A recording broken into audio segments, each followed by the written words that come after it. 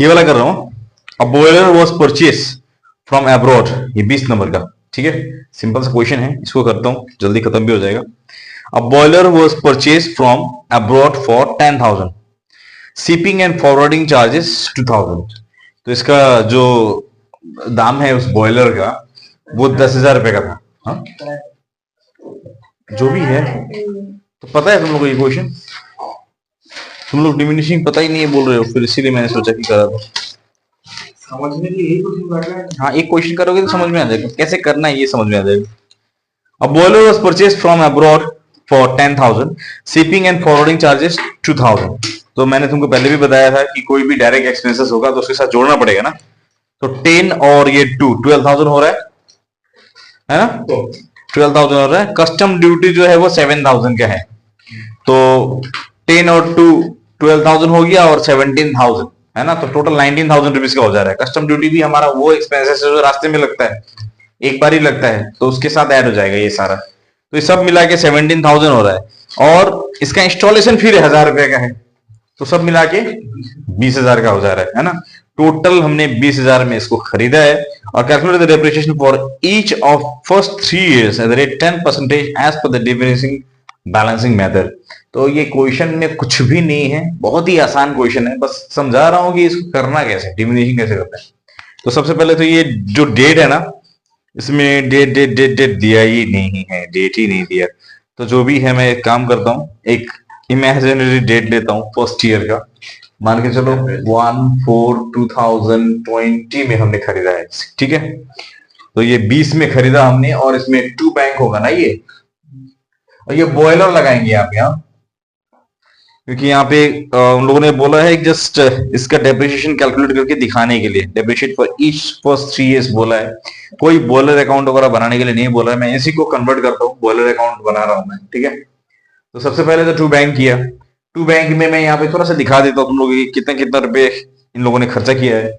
10,000 रुपए में बॉयलर खरीदा है, उसके बाद में 2,000 रुपये इन लोगों ने उसका फ्राइट एंड फॉरवर्डिंग चार्जेस लगाया है, 2,000 रुपए। उसके बाद कस्टम ड्यूटी जो है वो 7,000 का लगाया, इसको भी जोड़ेंगे। देखो यहाँ पे कभी कभी ना इनडायरेक्ट एक्सपेंसेस भी डाल देते हैं, लेकिन हमको सिर्फ डायरेक्ट एक्सपेंसेस को ही जोड़ना है। और साथ साथ में 1,000 रुपए का इंस्टॉलेशन चार्जेस, ये वो सारे चार्जेस हैं जो इस बॉयलर के साथ ऐड हो जाएंगे। तो सब जब मैं जोड़ता हूं तो ये 20,000 का हो जा रहा है। 20,000 में खरीदा, इसका साल के अंत में डेप्रिसिएशन होगा, तो 10% करके लगाने के लिए बोला है। तो इसका साल का अंत जो होगा 31 मार्च 2021, ठीक है। क्वेश्चन में डेट नहीं दिया हुआ है, मैंने ऐसे ही एज्यूम किया है 31 मार्च 2021। तो यहाँ पे बाय डेप्रिसिएशन, अभी तक जो भी तुमने किया था वो स्ट्रेट लाइन था ना, डिमिनिशिंग में क्या फर्क है, बस यही है। 20,000 था, 10% डिप्रिसिएशन बोला है, तो 2,000 रुपये लगाएंगे ना यहाँ, है ना। अब उसके बाद में ये टोटल कर लिया मैंने, साल खत्म, इसके बीच में कुछ हुआ भी नहीं है। ये क्वेश्चन बड़ा ही आसान था, 20,000 रुपये, और ये 20,000 यहाँ लगा दिया। 20,000 रुपये में अब मैं ये 2,000 माइनस करता हूँ तो 18,000 रुपये बचते हैं हमारे।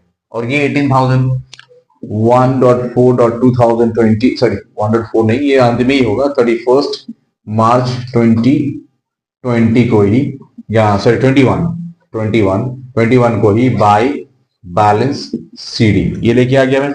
और इस अपोजिट साइड में 1.4.2021 एक दिन बाद, है ना, टू बैलेंस बीडी, वही बैलेंस में इधर लेके आ रहा हूं 18,000 का। और फिर इस साल में एक बार फिर से डेप्रिसिएशन करेंगे, तो 31 मार्च 2022 हो जाएगा, है ना। 21 है तो 22 हो जाएगा।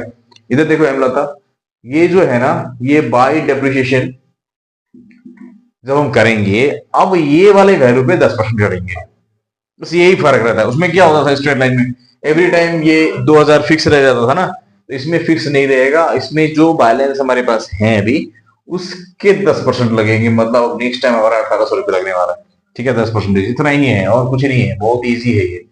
18,000, उसके बाद ये 18,000 इधर लेके आ गए, इसमें से 1,800 रुपये अगर माइनस करता हूं तो 16,200 रुपये मेरे बचेंगे। ये बाय बैलेंस और सीडी हो गया 31 मार्च 2022 को।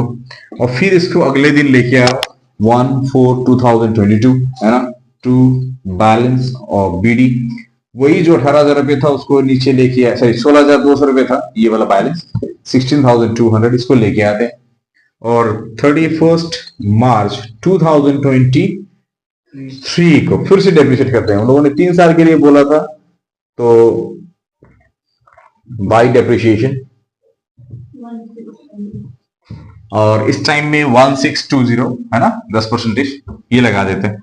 और अब फिर से बैलेंस करेंगे 16200 और उसमें से 1620 अगर हम माइनस करते हैं जो बैलेंस बैठता है हमारा वो लगाएंगे, कितना आएगा 14,580 रुपए। तो यही है मेरा बैलेंस जो लास्ट में बैठ जा रहा है, बाई बैलेंस CD 31 मार्च 2023 को। और फिर इसको कैरी फॉरवर्ड कर लेते हैं एक बार, 1/4/2023 ही रहेगा टू बैलेंस BD 14,580। हाँ, स्ट्रेट लाइन में क्या होता है, ये जो अमाउंट है ना, एक बार जो 2000 मैंने कैलकुलेट करके निकाला अगर, तो वो सेम रहेगा एवरी टाइम। और इसमें क्या है कि ये जो बैलेंस, मतलब ये जो हमारा शुरुआत में है उस पर लगाया मैंने इस साल में, जो अगले साल बैलेंस होके आएगा उसी पे 10% करके जाना है।